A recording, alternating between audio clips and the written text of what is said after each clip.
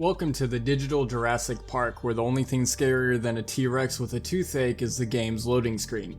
Yes, friends, we're talking about ARK Survival Evolved, the game that asks the age-old question, what if we give players dinosaurs and said, good luck? Now let's take it back to day one. Picture this, you've just downloaded ARK and the excitement levels are higher than a pterodactyl on a thermal updraft, and boom, you're greeted by a screen freeze that could have stopped the Ice Age.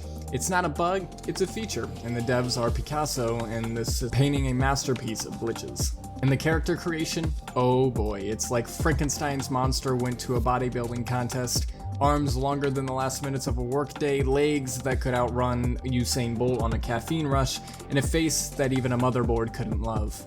But you push on, spawning on a beach with nothing but your wits and an uncomfortable level of nudity. You're ready to conquer the world, only to immediately be eaten by a prehistoric chicken. Welcome to ARK, where the survival part is as questionable as a fart in a spacesuit. The dinosaurs, majestic creatures they are, had a habit of defying physics. They'd walk through walls, float in the air, and sometimes just ascend to dino heaven in the middle of a fight. They weren't just breaking the game, they were breaking the very fabric of reality. And let's not forget about the first time you saw a brontosaurus head glitching through the newly built thatch hut like a peeping Tom. Crafting was a treat too. You'd gather resources for hours battling the elements in your own sanity, only to find out that all of your hard work could be easily undone by a rogue Dilophosaurus. Nighttime was the best time though. Nothing says immersive gaming experience like squinting at your screen trying to make out shapes in the dark only to realize that the shape is a raptor pack out for your blood. Who needs horror games when you've got the night in ARK? Let's not skirt around the real MVP of ARK's launch though, the lag. Oh, the lag. It was like the game was trying to teach us patience, or at least how to move in stop motion. It was the lag that made you miss the crucial spear throw, made you get stuck in a tree, or turned a peaceful dino watching session into a slideshow of your impending doom. ARK's launch was like a box of chocolates, a box that was mostly just those weird cherry ones nobody likes, but you know what? It was our box of glitchy, unoptimized dino-filled chocolates, and we wouldn't have had it any other way. If ARK was a workout, it'd be a cross between heavy lifting and trying to wrestle a greased pig.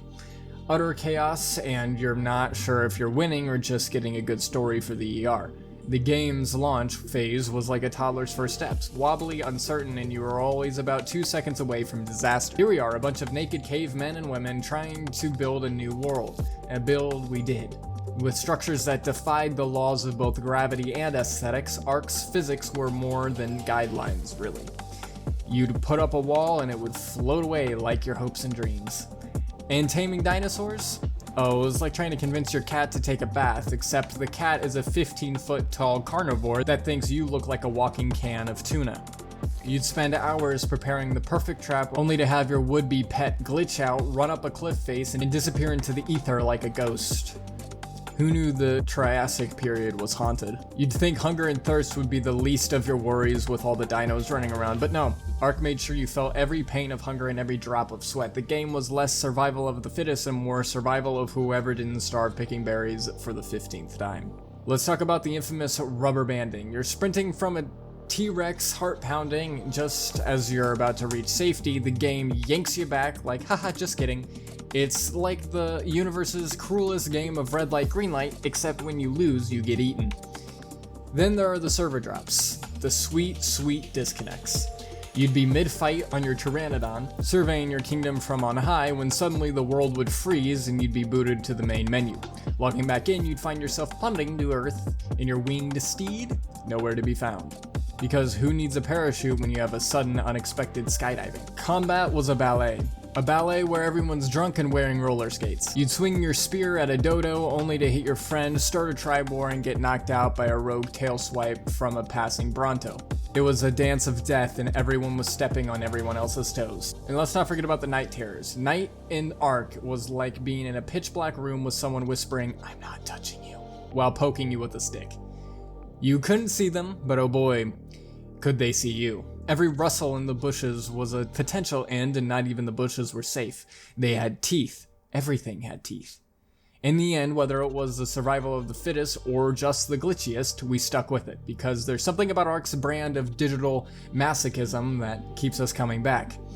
It was like watching a car crash you just couldn't look away from, but this car crash had dinosaurs, and honestly, who doesn't love dinosaurs? ARK's evolution is like watching a chicken nugget turn into a chicken. It's confusing and miraculous, and you're just not entirely sure if it's natural.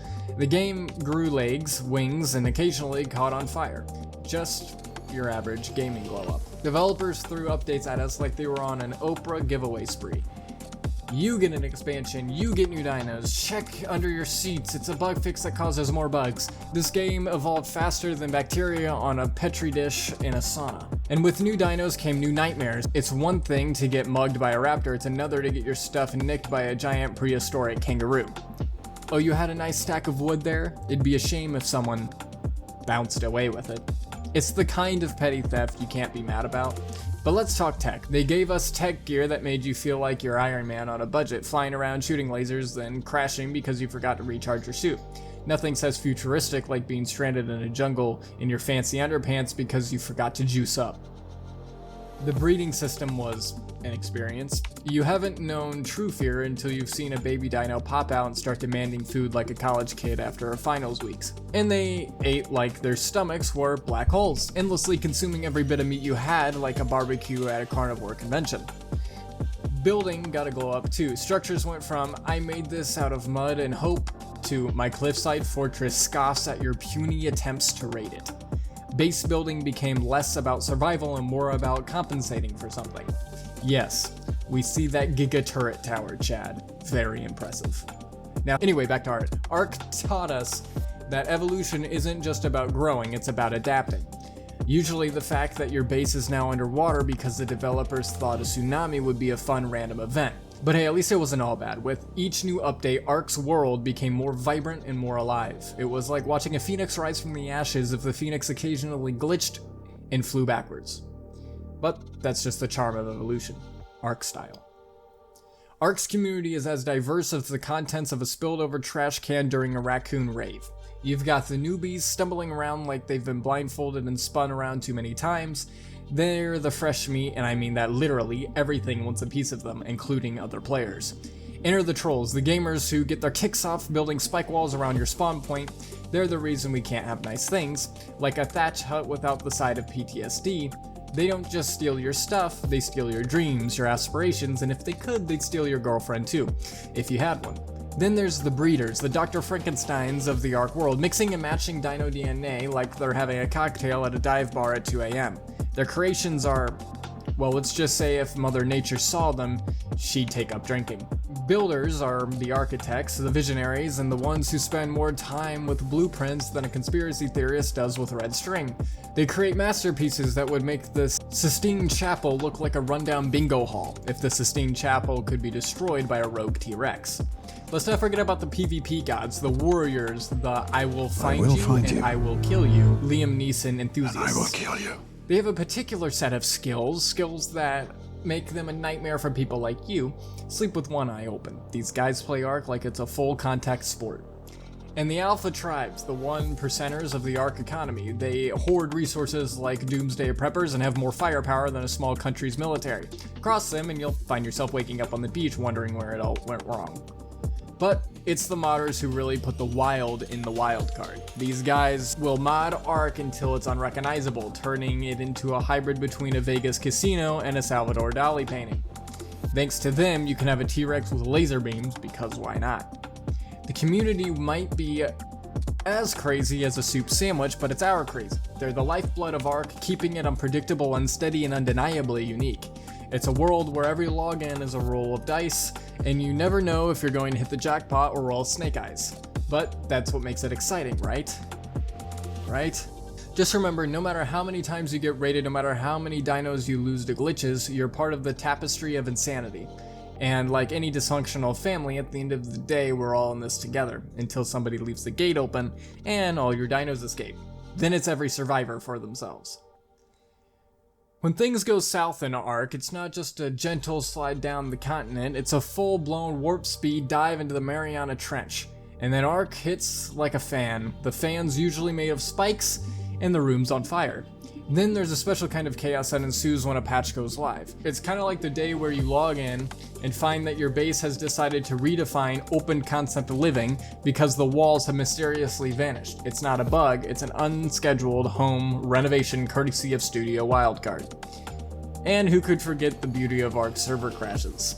They have the impeccable timing of a comedian hitting right when you finally captured that high level Quetzal after hours of pursuit. The only thing falling faster than your hopes is your unconscious dino from 10,000 feet. Let's talk about the dinosaur AI. Sometimes it's as if the dinos have their own secret society plotting ways to mess with you. You'll see a Dilophosaurus look right at you in the eye before it runs off a cliff just to spite you.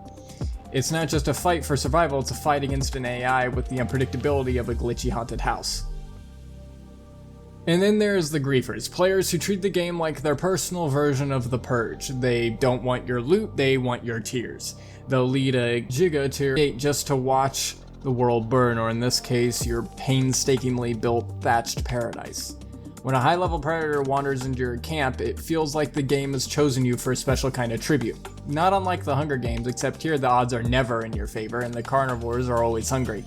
The environment itself seems to have a vendetta against you. A sudden storm can knock you out cold, or a heat wave makes you so thirsty you'd consider drinking from the toilet. ARK's weather system doesn't just rain on your parade, it sends a hurricane personally to ensure your parade is in the next county. And when the fan is hit, the mess spreads. Your tribe members log in to find that they're now roommates with a pack of raptors who've taken up residence in their bedrooms. It's like coming home to find your dogs throwing a party, but instead of chewed shoes, it's your friends that have been chewed up.